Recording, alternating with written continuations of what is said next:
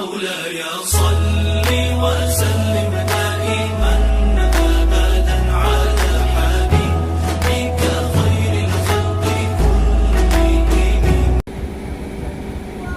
لبے حسین کو جس دم نہ چھو سکا پانی،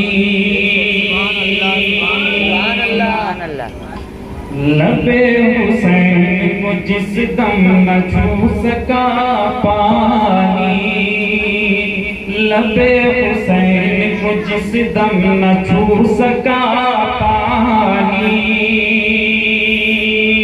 لبے حسین کو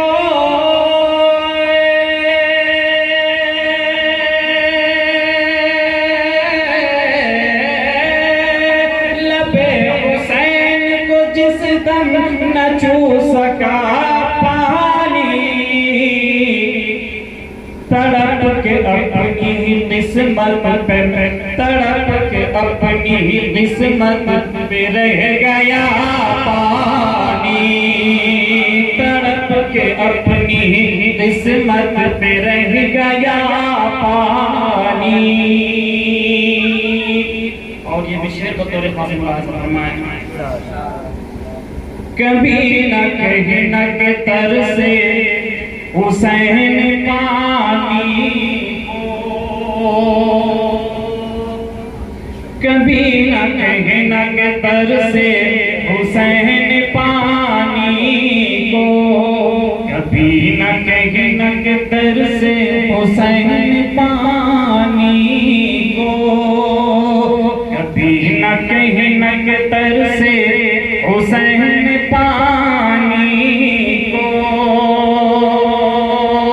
کبھی نہ کہنا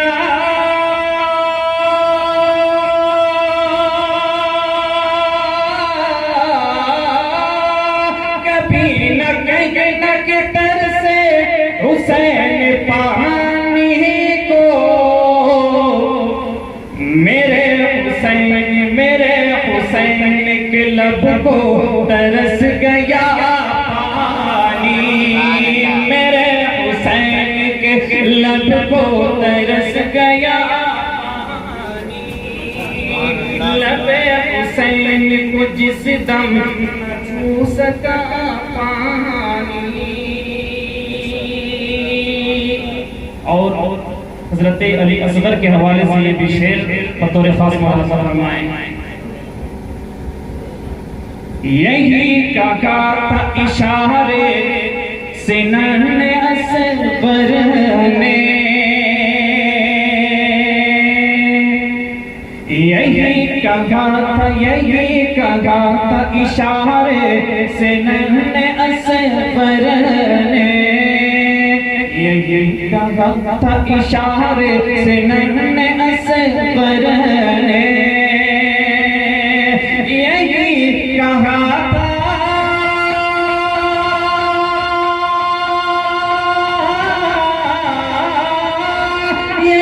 کہا تھا اشارے سے ننھ اصغر نے، نہیں میں چاہتا نہر فرات کا پانی، نہیں میں چاہتا نہر فرات کا پانی، نہیں میں چاہتا نہر فرات کا پانی.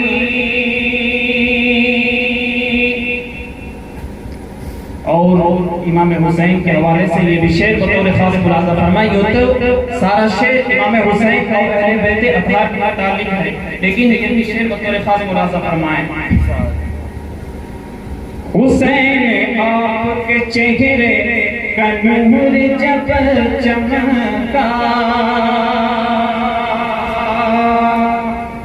امام حسین کا چہرہ کیوں نہ چمکا؟ امام اہل سنت فرماتے ہیں، تیری نسل پاک میں ہے بچہ بچہ نور کا، تو ہے عین نور تیرا سب گھرانہ نور کا. یہ اعلیٰ حضرت فرماتے ہیں امام اہل سنت. حسین آپ کے چہرے کا نور جب چمکا، حسین حسین آپ کے چہرے کا نور جب چمکا حسین آپ کا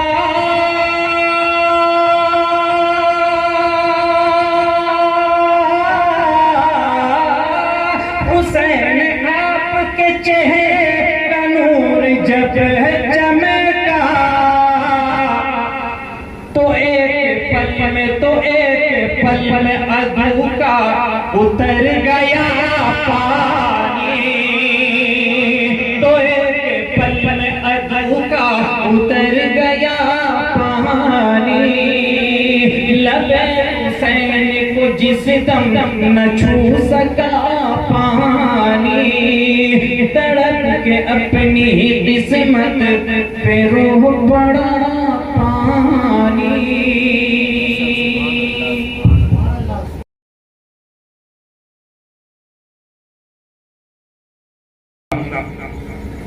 الحمد لله رب العالمين والصلاة والسلام على رسوله الكريم أما بعد فأعوذ بالله من الشيطان الرجيم بسم الله الرحمن الرحيم اهدنا الصراط المستقيم صراط الذين أنعمت عليهم وقال الله تبارك وتعالى في القرآن المجيد استعينوا بالصبر والصلاة صدق الله العظيم وصدق رسوله النبي الكريم ونحن على ذلك لمن الشاهدين والشاكرين والحمد لله رب العالمين خطبہ مسنونہ کے بعد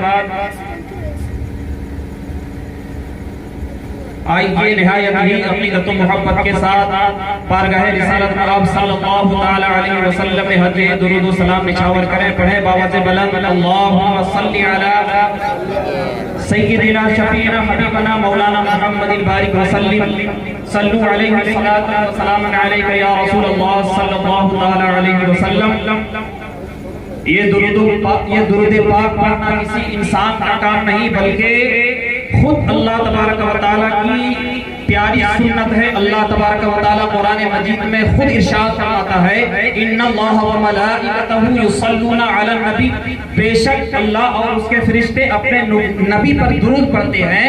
تو اللہ آگے یہ بھی بیان فرماتا ہے یا ایھا الذین آمنوا، اے ایمان والو تو تم بھی اپنے نبی پر نہ صرف درود پڑھو وسلموا تسلیما، بلکہ خوب خوب درود پاک پڑھا کرو. تو ایک دفعہ اور درود پاک پڑھیں اللہم صلی علی سیدنا شفیعنا حبیبنا مولانا محمد البارک وسلم صلو علیہ الصلاة والسلام علیکہ یا صلاة والسلام علیکہ یا حبیب اللہ صلی اللہ تعالی علیہ وسلم.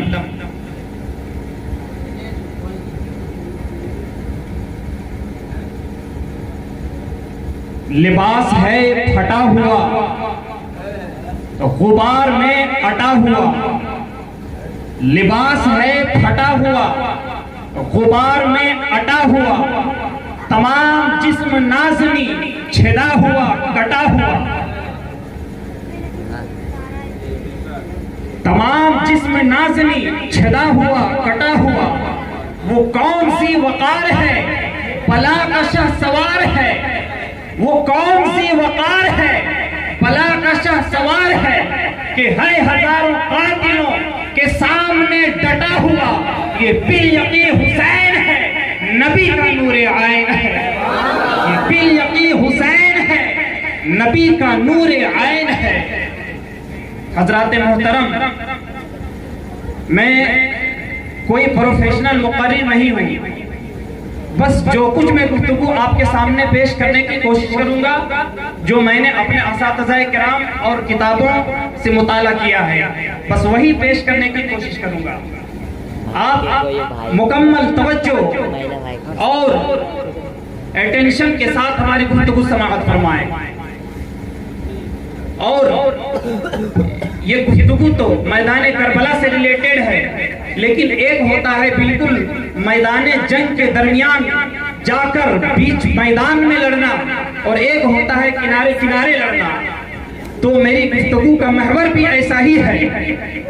یعنی میں میدان کربلا سے ریلیٹڈ گفتگو کروں گا، اس سے ٹچ کرتے ہوئے میری گفتگو ہوگی، یعنی وہ واقعہ آپ سماعت کرتے رہتے ہیں۔ میں کوشش کروں گا کہ کچھ ہمیں اور آپ کو نصیحت مل جائے۔ حضرات محترم، میں نے قرآن مجید کی 2 آیتوں کی تلاوت کا شرف حاصل کیا ہے۔ ایک سورۃ الفاتحہ کے اندر اللہ تبارک و تعالی ارشاد فرماتا ہے اہدنا الصراط المستقیم۔ پوری توجہ کے ساتھ سماعت فرمائیں۔ یعنی انسان گمراہوں کے سیلاب میں اور شیطانی قوتوں اور شیطانی حملوں سے دبا ہوا تھا، شیطان کے زیر اثر انسان آ رہا تھا، انسان پریشان تھا، تو دل سے انسان نے اللہ کو پکارا۔ انسان کے پاس شعور مقصد نہیں تھا، جینے کا کوئی رنگ ڈھنگ نہیں تھا، انسان کے پاس معرفت منزل نہیں تھی۔ انسان دل سے اپنے رب کو پکارتا ہے، اے پروردگار عالم مجھے شعور مقصد عطا فرما، اے پروردگار عالم مجھے معرفت منزل عطا فرما۔ اللہ نے بندے کی فریاد کو سنا اور فرمایا اے بندے یوں کہہ اہدنا۔ اللہ کے کہے سے بندے نے عرض کیا اہدنا، اے پروردگار عالم مجھے ہدایت دے۔ جب بندے نے اللہ سے ہدایت مانگی تو اللہ الرحمین ہے، اللہ نے بندے کی پکار کو سنا اور اسے ہدایت عطا فرما دیا۔ اب انسان چلنے کے لیے اٹھ کھڑا ہوتا ہے، انسان چلنے کے لیے اٹھ کھڑا ہوا، انسان کو شعور مقصد مل گیا، انسان کو معرفت منزل مل گئی۔ معرفت منزل یہ ہے کہ اللہ کی عبادت کر کر انسان اللہ کو راضی کر کر انسان جنت میں داخل ہو جائے، یہ معرفت منزل ہے، یہ منزل کی پہچان ہے۔ اب اللہ نے انسان کو ہدایت عطا فرمایا، اللہ کے کہے سے انسان نے عرض کیا اہدنا۔ اب انسان چلنے کے لیے اٹھ کھڑا ہوا۔ اب جب چلنے کا ارادہ انسان نے کیا تو ہمیں اور آپ کو معلوم ہے جب ہم کہیں جانا چاہتے ہیں تو ہمیں راستے کی ضرورت پڑتی ہے۔ یہ تو دنیا کا اصول ہے، تو آخرت کا اصول بھی کچھ یوں ہی ہے۔ انسان کو جنت تک پہنچنے کے لیے کوئی نہ کوئی راستہ چاہیے۔ انسان اب اللہ سے فریاد کرتا ہے اے پروردگار عالم جب تو نے مجھے شعور مقصد عطا فرما دیا، جب تم نے مجھے معرفت منزل دے دی، تو اے پروردگار عالم تو مجھے کوئی ایسا راستہ عطا فرما کہ راستے پر چل کر میں تیری بارگاہ تک پہنچ جاؤں۔ اب اللہ تبارک و تعالی نے انسان کے لیے فرمایا المستقیم۔ یہ سورۃ الفاتحہ کے اندر یہ لفظ موجود ہے اہدنا الصراط المستقیم، اور اس سے پہلے لفظ ہے صراط۔ صراط کے معنی راستہ، تو اللہ نے انسان کو راستہ عطا فرما دیا۔ مگر یہاں تک منزل پا لینے کے بعد کام نہیں ہوا، انسان نے ہدایت پائی، انسان نے راستہ پایا، اب انسان کا کام ہو گیا؟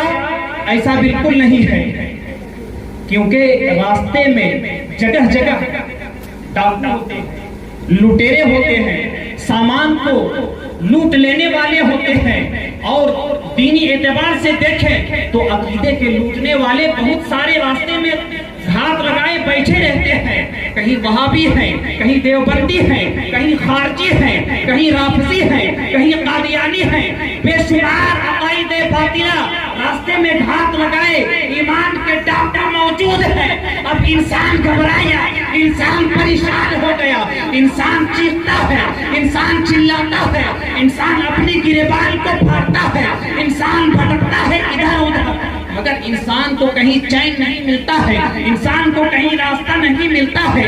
آخر اللہ تبارک و تعالیٰ کو پکارتا ہے تو اللہ تبارک و تعالیٰ فرماتا ہے اے بندے تجھے گھبرانے کی ضرورت نہیں ہے، مجھ سے استقامت مانگ لو، تجھے راستے کی سلامتی مل جائے گی۔ اب انسان نے اللہ سے استقامت مانگی، تو اللہ نے فرمایا المستقیم، پوری آیت یہ ہو گئی اہدنا الصراط المستقیم، پوری آیت یہ ہو گئی۔ اللہ کے فرمانے سے بندہ عرض کرتا ہے اے پروردگار عالم ہمیں سیدھا راستہ چلا۔ اس آیت کا ترجمہ سٹیک ترجمہ یہی ہے، اے پروردگار عالم ہمیں سیدھا راستہ چلا۔ امام اہل سنت یہی ترجمہ کرتے ہیں کنز ایمان کے اندر، اور انہوں نے ترجمہ کیا کیا؟ پروردگار عالم ہمیں سیدھا راستہ دکھا۔ تو راستہ ہم لوگوں نے دیکھ لیا ہے، راستہ کیا ہے؟ راستہ تو دیکھ لیا ہے کہ اس راستے پر چل کر ہم جنت جا سکتے ہیں، مگر راستے پر چلنا ہمارے اور آپ کے بس کی بات نہیں ہے۔ اسی لیے انسان نے اللہ سے استقامت مانگی تو اللہ نے استقامت عطا فرما دی۔ اس لیے کہ دنیا میں بہت سارے انسان ایسے ہیں جو گمراہ ہو گئے، تو جو انسان اللہ سے ہدایت مانگتا ہے اللہ اسے ہدایت عطا فرما دیتا ہے، جو انسان استقامت مانگتا ہے اللہ اسے استقامت بھی عطا فرما دیتا ہے۔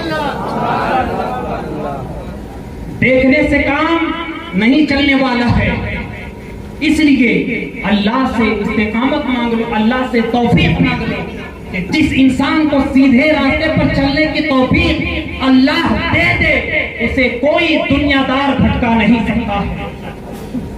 اس لیے کہ فانوس بن کر جس کی حفاظت ہوا کرے وہ شمع کیا بجھے جسے روشن خدا کرے۔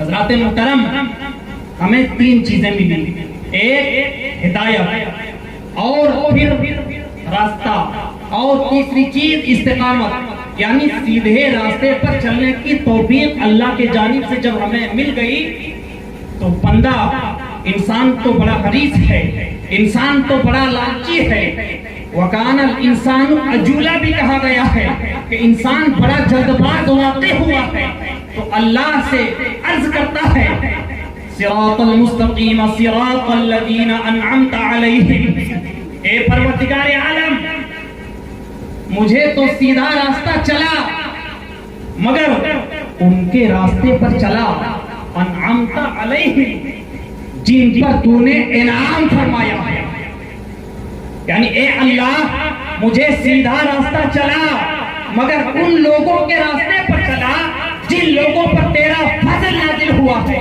جن لوگوں پر تیری رحمتیں نازل ہوئی ہے، جن لوگوں پر تو نے اپنا انعام و اکرام عطا کیا ہے، ان کے راستے پر چلا۔ اور آگے یہ بھی عرض کرتا ہے بندہ غیر المغضوب علیہم ولا الضالین، ان کے راستے پر مت چلا جن پر تیرا غضب نازل ہوا، یعنی اے اللہ ہمیں سیدھا راستہ چلا اور ان کے راستے پر چلا جن پر تو نے انعام فرمایا ہے، ان کے راستے پر مت چلا جن پر تیرا غضب نازل ہوا ہے، جن سے تو ناراض ہوا ہے، ان کے راستے پر مت چلا۔ اب آپ کے ذہن و فکر پر یہ اعتراض وارد ہو رہا ہوگا کہ وہ انعام یافتہ لوگ کون ہیں کہ جن کے راستے پر چل کر آپ خدا کو راضی کر سکتے ہیں، جن کے راستے پر چل کر آپ جنت پا سکتے ہیں، جن کے راستے پر چل کر رب رسول کو راضی کر لیں تو ساری کائنات ہماری اور آپ کی ہو جائے گی۔ وہ کون لوگ ہیں؟ تو اس کا جواب کہاں ملے گا؟ ادھر ادھر جانے کی بالکل ضرورت نہیں ہے، حتیٰ کہ آپ اگر علم والے ہیں، علم رکھتے ہیں تو کسی مولوی کے دروازے پر بھی جانے کی ضرورت نہیں ہے، بشرطے کہ آپ علم دین حاصل کریں۔ ادھر ادھر چوک چوراہوں پہ بیٹھ کر مولویوں کے خلاف بات کرنے سے بات نہیں بننے والی ہے۔ یاد رکھیں اگر آپ کے پاس علم ہے تو آپ خود قرآن و حدیث سے استنباط اور استخراج کر سکتے ہیں۔ آپ کو ان انعام یافتہ لوگوں کا پتہ قرآن دے۔ 5ویں پارے سورہ نساء کے اندر اللہ تبارک و تعالی ارشاد فرماتا ہے وَمَن يُطِعِ اللَّهَ وَالرَّسُولَ فَأُولَٰئِكَ مَعَ الَّذِينَ أَنْعَمَ اللَّهُ عَلَيْهِمْ مِنَ النَّبِيِّينَ، وہ لوگ ہیں جن میں پہلا درجہ من النبیین، والصدیقین والشہداء والصالحین. نبی ہیں جن پر اللہ تبارک و تعالیٰ نے اپنا انعام فرمایا ہے، وہ صدیقین ہیں جس پر اللہ کا انعام ہوا ہے، وہ شہداء ہیں جس پر اللہ نے اپنا انعام نازل فرمایا ہے، وہ صالحین ہیں جس پر اللہ نے اپنا فضل. ان چاروں درجے اللہ تبارک و تعالیٰ نے یکے بعد دیگرے عطا فرما دیے کہ ان چاروں کے طریقے کو اپنا کر آپ اس دنیا میں بھی سرخروئی حاصل کر سکتے ہیں اور آخرت میں بھی سرخروئی حاصل کر سکتے ہیں. اور یہ بھی جواب ملا کہ وہ انعام یافتہ لوگ یہ چار لوگ ہیں، انبیاء ہیں، شہداء ہیں، صدیقین ہیں. دوسرا درجہ صدیقین کا ہے. قرآن نے یہ ترتیب دیا ہے، یعنی ترتیب یہی ہے، سب سے پہلا درجہ انبیاء کا ہے، دوسرا درجہ صدیقین کا ہے، اور تیسرا درجہ شہداء یعنی شہیدوں کا ہے، اور چوتھا درجہ صالحین یعنی اولیاء کرام کا. حضرات محترم، آج ہم اور آپ یہاں ذکر شہادت کے لیے بیٹھے ہوئے ہیں. علماء کرام ہمیں اور آپ کو بتائیں گے ذکر شہادت کیا ہے، امام حسین کے مناقب اور فضائل بیان کریں گے. میں صرف ٹچ کرتا ہوا چلا جاؤں. حضرات محترم، میں نے ایک اور آیت کریمہ کی تلاوت کا شرف حاصل کیا ہے جس میں اللہ تبارک و تعالی یہ بھی ارشاد فرماتا ہے کہ استعینوا بالصبر والصلاۃ، یعنی اے ایمان والو، یا ایھا الذین آمنوا استعینوا بالصبر والصلاۃ، اے ایمان والو مدد طلب کرو صبر سے اور نماز سے. مدد طلب کرو صبر سے اور نماز سے. ہمیں اور آپ کو معلوم ہے آج ہمارے اور آپ کے جسم سے یہ روحانی طاقت بھی ختم ہو گئی ہے اور جسمانی طاقت بھی ختم ہو گئی ہے. اس کی وجہ کیا ہے؟ آج مسلمان دنیا میں ذلیل و رسوا ہو رہا ہے اپنے کرتوت کی وجہ سے. آج مسلمان ذلیل و رسوا ہو رہا ہے اپنے کیریکٹر کی وجہ سے. آج مسلمان ذلیل و رسوا ہو رہا ہے اپنے چال چلن کی وجہ سے. آج مسلمان ذلیل و رسوا ہو رہا ہے اپنے طور و اطوار کی وجہ سے. آج مسلمان ذلیل و رسوا ہو رہا ہے اپنے بیہیویئر کی وجہ سے. آج مسلمان ذلیل و رسوا ہو رہا ہے اپنے اخلاق و کردار کی وجہ سے. آج مسلمان ذلیل و رسوا ہو رہا ہے اپنے گفتار و کردار کی وجہ سے. اس لیے شاعر کہتا ہے کہ طریقے مصطفیٰ کو چھوڑنا ہے وجہ بربادی، اسی سے قوم میں آئی بے اقتدار. جب سے ہم نے مصطفیٰ کے طریقے کو چھوڑا ہے یہ قوم انحطاط کا شکار ہو گئی، یہ قوم سوال پذیر ہوتی چلی گئی. دیکھیں یہ صرف حکائی کوئی بات نہیں ہو رہی ہے، میں تاریخ بیان کرنے جا رہا ہوں. سلطان صلاح الدین ایوبی کا زمانہ ہے. اے نوجوانوں میں خصوصاً آپ سے مخاطب ہوں. سلطان صلاح الدین ایوبی کا زمانہ ہے جب بحر اوقیانوس کی ساحلوں پر 15 لاکھ صلیبیوں کی جنگجو لاشوں کی ڈھیر لگ گئی اور یہ 15 لاکھ صلیبیوں کو ڈھیر کس نے لگایا؟ یہ صرف اور صرف 1.5 لاکھ مسلم افواج جو صلاح الدین ایوبی کے ایما اور اشارے پر کام کرنے والے تھے، رب رسول کی فرما برداری کرنے والے تھے، اللہ اور رسول کی اطاعت کرنے والے تھے، رات کو اللہ کی عبادت کرتے اور دن میں روزے دار رہ کر جنگ لڑنے والے تھے. صرف 1.5 لاکھ مسلم افواج نے بحر اوقیانوس کی ساحلوں پر 15 لاکھ صلیبی لاشوں کی ڈھیر لگا دیے تھے. ایسا ممکن کیوں ہوا؟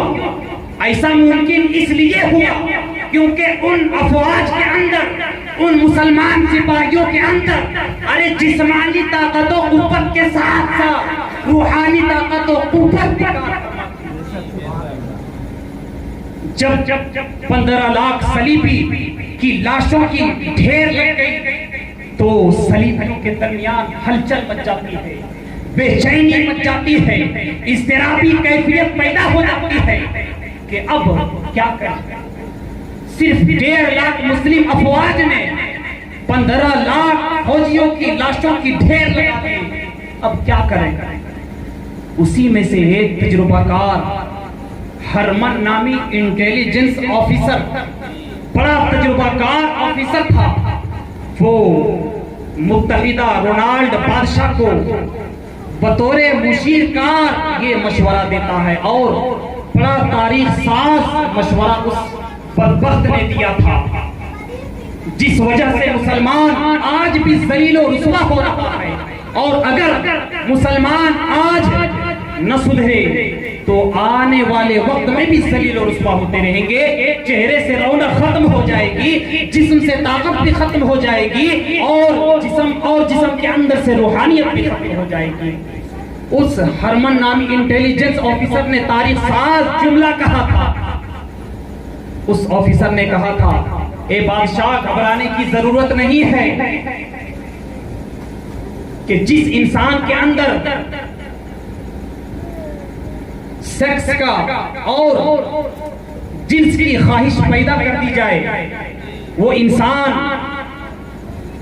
دنیا کے کسی بھی شعبے میں کامیاب کبھی نہیں ہو سکتا ہے۔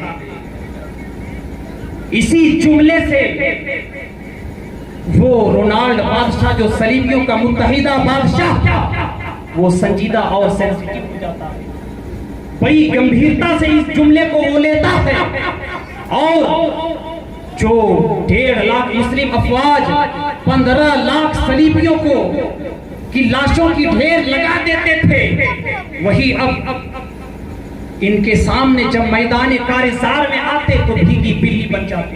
ان کے اندر سیکس کی بھوک اس جملے کی وجہ سے رونالڈ بادشاہ نے پیدا کر دیا تھا، اور اسی جملے کی وجہ سے پورنوگرافی آپ نہیں سمجھتے ہیں، یعنی گندی جو فلمیں ہوتی ہیں اس زمانے میں نیٹ کے ذریعے جو نوجوان طبقے کے لوگ دیکھتے ہیں، وہ اسی جملے سے ایجاد کیا گیا تھا۔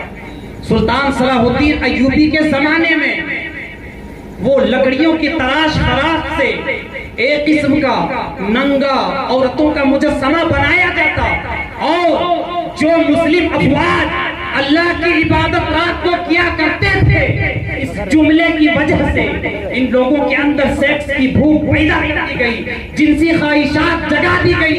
اب وہ جو رات کو اللہ کی عبادت کرتے تھے، اللہ کی عبادت کو چھوڑ کر ان لغویات میں، ان بے حیائیوں میں، ان فحش چیزوں میں پڑ گئے۔ اب جب وہ صلیبیوں کے سامنے میدان کارزار میں جاتے تو پہلے یہی فوجی جو دہاتے تو وہ صلیبی ان کے سامنے بھیگی بلی بن جاتے، اور کوئی بھی جنگ کے سامنے یہ کبھی نہیں جیت سکتے۔ اس جنسی خواہش کی وجہ سے ان کے درمیان بے حیائی پیدا ہو گئی، ان کے درمیان برائی پیدا ہو گئی۔ اب زمانے میں جس طریقے سے ڈیولپ ہوتا چلا گیا، زمانے نے جس طریقے سے ترقی کی، اس بے حیائی کا بھی ڈیولپ ہوتا چلا گیا۔ دھیرے دھیرے تصویر سازی آئی، پھر اس سے زمانہ اور ڈیولپ کیا، اور زمانہ ترقی یافتہ ہوا، اور اب یہ ویڈیوگرافی کی شکل میں، پورنوگرافی کی شکل میں یہ چیزیں مہیا ہوتی ہیں۔ اور آج کا نوجوان اپنی جوانی کو، اپنی جسمانی طاقت کو، اپنی روحانی طاقت کو بند کمرے کے اندر انہی چیزوں میں صرف کرتا ہوا نظر آ رہا ہے۔ مگر اے نوجوان، تجھے معلوم ہونا چاہیے کہ اللہ تبارک و تعالیٰ قرآن میں ارشاد فرماتا ہے، تم بند کمرے کے اندر بے حیائی کر کے سمجھ رہے ہو کہ ہمیں کوئی نہیں دیکھ رہا ہے۔ اللہ فرماتا ہے، یعلم خائنۃ الاعین وما تخفی الصدور، کہ اللہ تبارک و تعالیٰ وہ دیکھتا ہے کہ اللہ تمہاری آنکھوں کی خیانت کو بھی جانتا ہے۔ اور اے نوجوانوں، جو بے حیائی تم اپنے سینے میں چھپاتے ہو، اللہ اس برائی کو بھی جانتا ہے۔ اگر آنکھوں سے تم کسی غیر محرم عورت کی طرف دیکھتے ہو، اور اس دیکھنے کے درمیان تم یہ دیکھتے ہو کہ ہمیں کوئی دنیا دار انسان دیکھ نہیں رہا ہے نا، تو اسی کو کہتے ہیں خیانت۔ اللہ نے اسی جانب اشارہ فرمایا ہے، یعلم خائنۃ الاعین، کہ اللہ وہ ہے جو انسان کی آنکھوں کی خیانت کو جانتا ہے۔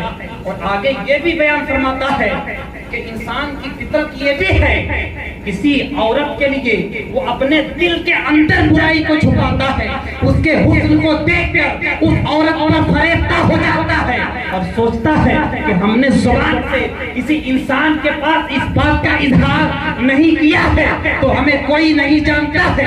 ایسا بالکل بھی نہیں۔ اللہ یہ بھی فرماتا ہے یعلم خائنۃ الاعین وما تخفی الصدور، اور اللہ انسان کے اس برائی کو بھی جانتا ہے جو انسان اپنے سینوں کے اندر چھپائے۔ درود پاک پڑھیں، اللہم صلی علی سیدنا شفیعنا حبیبنا مولانا محمد بارک وسلم، صلو علیہ صلاۃ و سلام علیک یا رسول اللہ، صلاۃ و سلام علیک یا حبیب اللہ صلی اللہ تعالی علیہ وسلم۔ اس لیے اے نوجوانوں یاد رکھو، کوئی بھی جنگ اسی وقت جیتی جا سکتی ہے جب ہمارے اور آپ کے جسم کے اندر جسمانی طاقت بھی ہوگی اور روحانی طاقت بھی ہوگی، تبھی ہم کوئی جنگ جیت سکتے ہیں، ورنہ اس کے علاوہ کوئی جنگ ہم سے جیتنا ممکن نہیں ہے۔ اس لیے اپنے روش کو بدلو۔ اللہ فرماتا ہے آپ چمتکار کی امید میں ہے تو ایسا ہرگز ہونے والا نہیں ہے۔ آپ سمجھتے ہیں کہ ہمیں کوئی جادوئی چھڑی مل جائے گی یا علماء کرام کو کوئی جادوئی چھڑی مل جائے گی اور یہ اکثر یہ قوم کی حالت کو بدل دیں گے، تو ایسا ہرگز نہیں ہونے والا ہے۔ اللہ خود قرآن میں فرماتا ہے ان اللہ لا یغیر ما بقوم حتی یغیر ما بانفسہم، کہ اللہ ما بقوم کی حالت کو اس وقت تک نہیں بدلتا ہے جب تک اس قوم میں رہنے والا انسان اپنے آپ کو نہ بدل لے، یعنی اللہ ما بقوم کو اس وقت تک نہیں بدلتا ہے جب تک ما بانفس نہ بدل جائے، یعنی اس قوم میں رہنے والا انڈیویجول طور پر، انفرادی طور پر، جب تک انسان معاشرے میں رہنے والا اپنے طور پر خود نہ بدل جائے، اللہ تبارک و تعالی یہ بار بھی کسی قوم کی حالت کو کبھی نہیں بدلتا۔ قرآن کا فرمان ہے کہ کوئی لفاظی پھیکم پھاک بات نہیں ہے، یہ قرآن میں یہ لفظ موجود ہے، یہاں حفاظ کرام علماء کرام موجود ہیں۔ اس لیے اے نوجوانوں، اگر تم تعمیر و ترقی چاہتے ہو، اگر تم عروج و ارتقاء چاہتے ہو، اگر تم زمین سے آسمان بننا چاہتے ہو، اگر تم فلاح و بہبود چاہتے ہو، اگر تم ریت کے ذروں سے آسمان بننا چاہتے ہو، اگر تم سینڈ سے کوہسار بننا چاہتے ہو، تو یاد رکھو میں نے تلاوت کی ہے، اللہ قرآن میں فرماتا ہے استعینوا بالصبر والصلاۃ۔ اے نوجوانوں، اگر تم عروج و ارتقاء چاہتے ہو تو قرآن پر عمل کر لو۔ اللہ فرماتا ہے اگر تمہارے جسم سے جسمانی طاقت ختم ہو جائے اور اگر اسی طریقے سے تمہارے جسم سے اگر روحانی طاقت ختم ہو جائے تو اللہ فرماتا ہے نماز کے ذریعے تم مدد طلب کر لو، اللہ تمہیں نماز کے ذریعے جسمانی طاقت عطا فرمائے گا۔ اسی طریقے سے اگر تمہیں خواہشات نفسانی بہکائے تو تم صبر کے ذریعے سے مدد طلب کر لو، اللہ تمہیں صبر سے روحانی طاقت عطا فرما دے گا۔ اللہ خود ارشاد فرماتا ہے استعینوا بالصبر والصلاۃ، اے انسان تم مدد طلب کرو صبر سے اور نماز سے، اللہ تمہیں روحانی طاقت بھی عطا فرما دے گا اور اللہ تمہیں جسمانی طاقت بھی عطا فرما دے گا۔ وما علینا الا البلاغ، استغفر اللہ ربی من کل ذنب واتوب الیہ۔